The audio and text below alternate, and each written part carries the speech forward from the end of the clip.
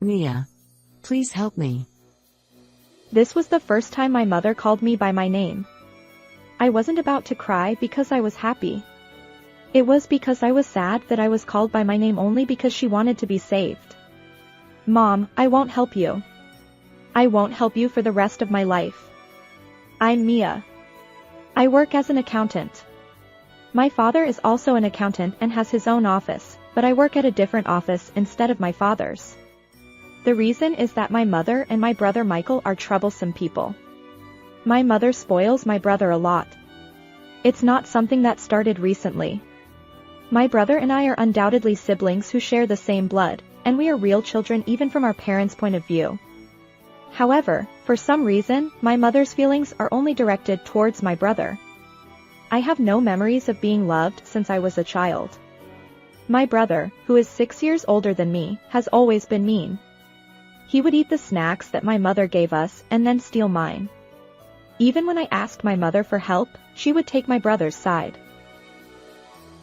It's your fault for not eating it quickly. When I was young, I didn't understand why my mother always took my brother's side, but I came to understand it when I was in elementary school. Boys are cute, but girls are cheeky.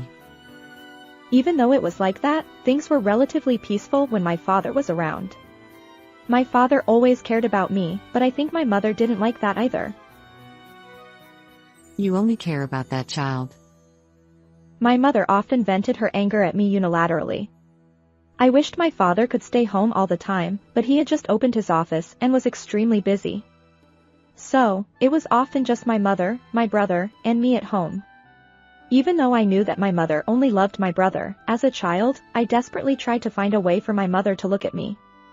And the conclusion I came up with when I was young was to become a child who could study well. I took school classes seriously and never missed a review or preview, so I always got 100 points on tests. I hurried home with a 100-point answer sheet and reported to my mother. Mom, I got 100 points on the test today. Hey.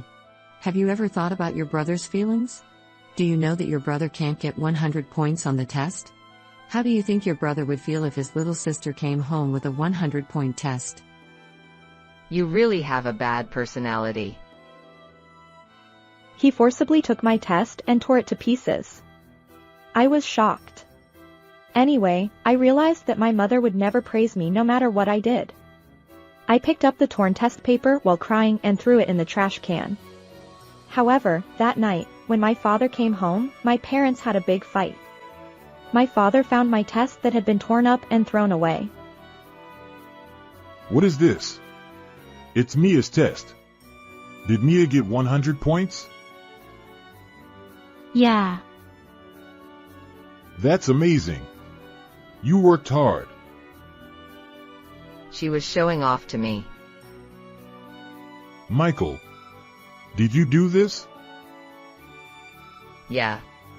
She was bragging, so I did it back to her. You. Why would you do something like this? Apologize to Mia. Wait a minute. Stop it. Michael didn't do anything wrong. It's bad for this child to bring home a 100-point test in front of her older brother. What are you talking about? It's the result of Mia's efforts. Michael's poor test scores are his own problem. My father was furious, but Michael, who had been supported by his mother, showed no signs of remorse and maintained a haughty attitude throughout. As a result of this incident, I began living with my grandparents, who were my father's parents. Grandparents praised me as a good child. They praised me a lot even if I got 100 points or 90 points on tests. Their catchphrase was, "I'm happy to be with Mia." Thanks to them, I was able to live a happy daily life. My father also frequently visits and stays here for half a week. My heart was saved by the fact that my mother and brother were no longer around me.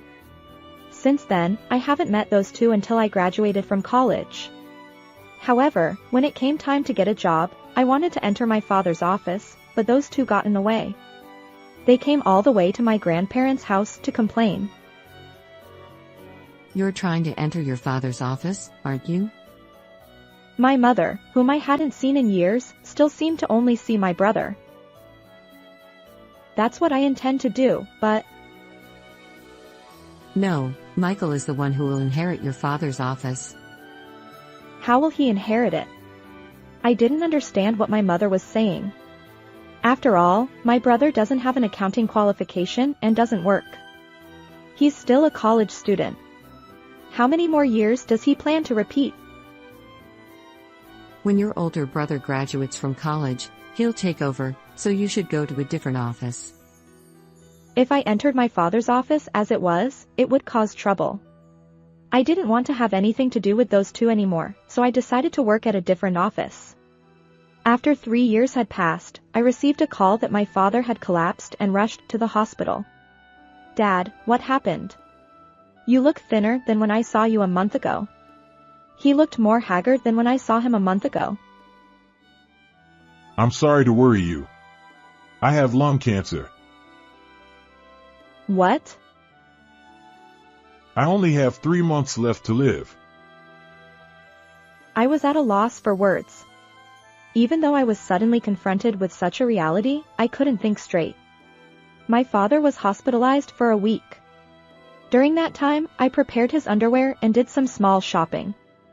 My mother never visited the hospital even though my father had collapsed. Despite having been supported by my father all along, she left him alone. I couldn't forgive her for that. After being discharged from the hospital, my father moved directly to the hospice ward. This means that he will really be gone. It's a very sad reality that's right in front of me. Even though I know I have to accept it, tears overflow. I visited my father and talked to him in between work. I think the only thing I could do was to be a listener. One day, when I went back to my parents' house to get my father's change of clothes, something happened. I heard the voices of my mother and brother talking in the living room. Mom, if that old fart is gone, I'll be the president of that company, right? Of course. You're the eldest son. Besides, when you calculate the inheritance, it is not less than $700,000. Really? He had saved up quite a bit. I was pissed off because that old fart didn't give me much money. That's right. The money he gave us was only $3,500 a month. He was a stingy person. But the time for that to be rewarded is coming soon. Yeah, I wish he would die soon. That old fart said he wanted to treat Mia equally. He was really joking. I'm the eldest son of this family. That's right. But we can just make that child renounce the inheritance. Let's make everything ours, Michael and mine.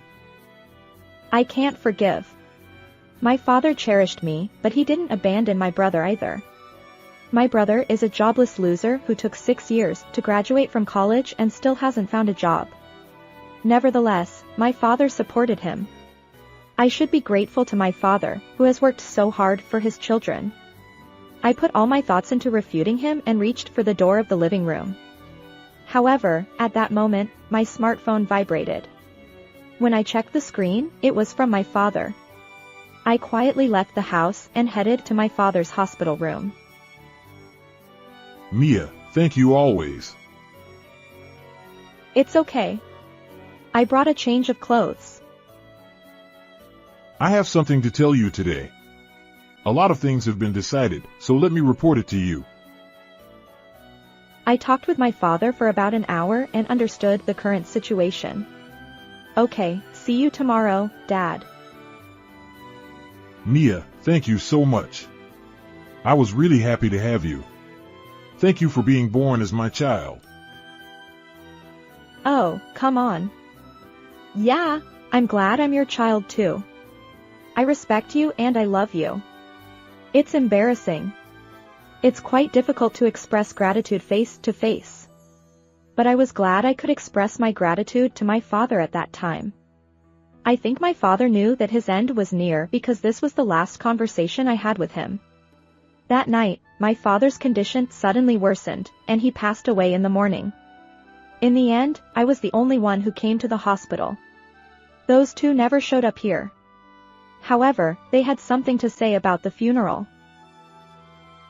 Let's go for the cheapest funeral. When I returned home, my mother said something outrageous. "What are you talking about? I won't let you do that." You have no authority. We will bear the cost. "It's okay. I'll pay for it."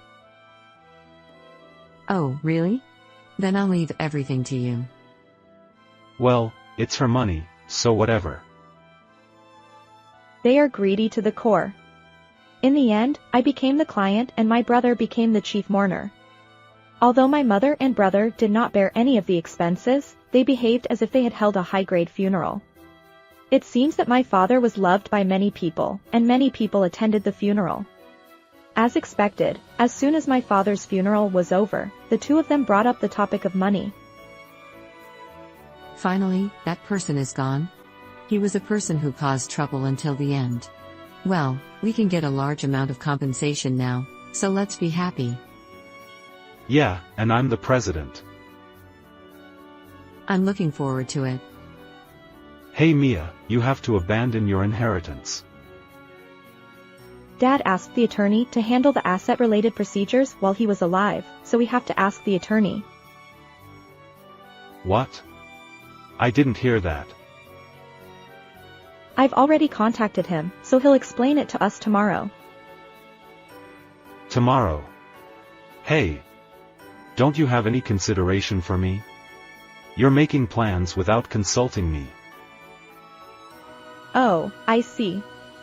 Then I'll refuse. Well, I'll clear my schedule for it. What is he talking about? He doesn't even work, and his schedules are completely empty. And the next day, the attorney visited our house. I will also go to my parents' house at that time, of course. Robert Smith, an attorney, here. I'm sorry for your loss. My deepest condolences.